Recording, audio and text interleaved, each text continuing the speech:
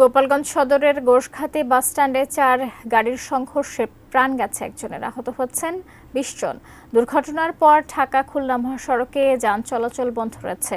ঘটনাস্থল থেকে যুক্ত হচ্ছেন গোপালগঞ্জ প্রতিনিধি সজীব বিশ্বাস। সজীব, আপনার মাধ্যমে জানতে চাচ্ছি, যিনি নিহত হয়েছেন তার পরিচয় শনাক্ত করা গেছে কিনা, আর যারা আহত হয়েছেন তাদের কি অবস্থা, সব মিলিয়ে জানাবেন। শাকিলা, নিহত যিনি হয়েছেন তার নাম পরিচয় কিন্তু পুলিশ বা তার সাথে যারা রয়েছিল তারা এখনও কিন্তু জানাতে পারেনি। আমি একটু বলে রাখি, এবং আহত যারা হয়েছে তাদের অবস্থা, তারা গোপালগঞ্জ 250 শয্যা বিশিষ্ট জেনারেল হাসপাতালে চিকিৎসা নিচ্ছেন। আমি এই মুহূর্তে কিন্তু রয়েছি সেই ঘটনাস্থলে। আপনি দেখতে পাচ্ছেন আমার পেছনে আজকে ভোরবেলা ঘন কুয়াশার কারণে কিন্তু মূলত এই সড়ক দুর্ঘটনা ঘটে।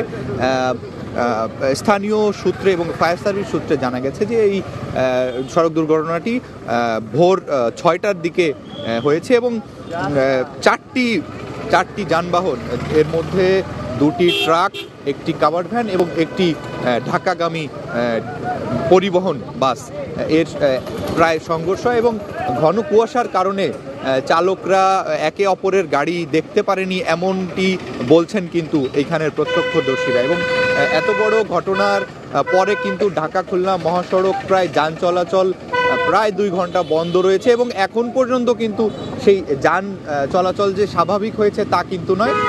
একদিকে প্রায় 5 থেকে 700 গাড়ি এবং অন্যদিকে প্রায় 2 থেকে 300 গাড়ি এরকম এখনও কিন্তু রয়েছে, এবং একদিকের গাড়ি বন্ধ করে অন্য দিকের গাড়ি ছাড়া হচ্ছে। এবং এই ঘটনার পরে কিন্তু এই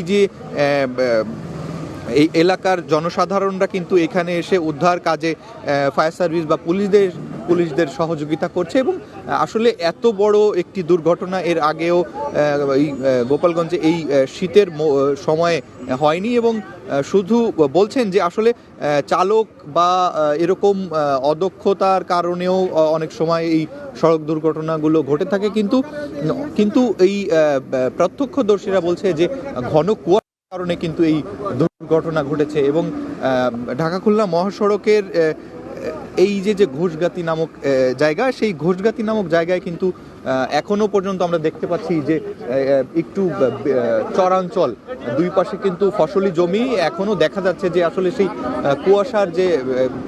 সেই কুয়াশা কিন্তু এখন পর্যন্ত কাটেনি। আমরা আরেকটু দেখাতে চাই যে আসলে যানবাহনের কি অবস্থা। সেই যানবাহন কিন্তু এখন ওই যে আস্তে আস্তে এক সাইড বন্ধ রেখে আরেক সাইড ছেড়ে দেওয়া হচ্ছে, এবং এই যে এখন কিছুটা আস্তে আস্তে গাড়ির যে চাপ সেটি কিন্তু ক্লিয়ার হবে। এবং পরবর্তীতে আমরা আবারও জানিয়ে দেব কোনো আপডেট থাকলে আপনার মাধ্যমে এটিএন নিউজের দর্শকদের। শাকিলা, এই ছিল আমার কাছ থেকে ঘোষগাতি থেকে সড়ক দুর্ঘটনার সর্বশেষ।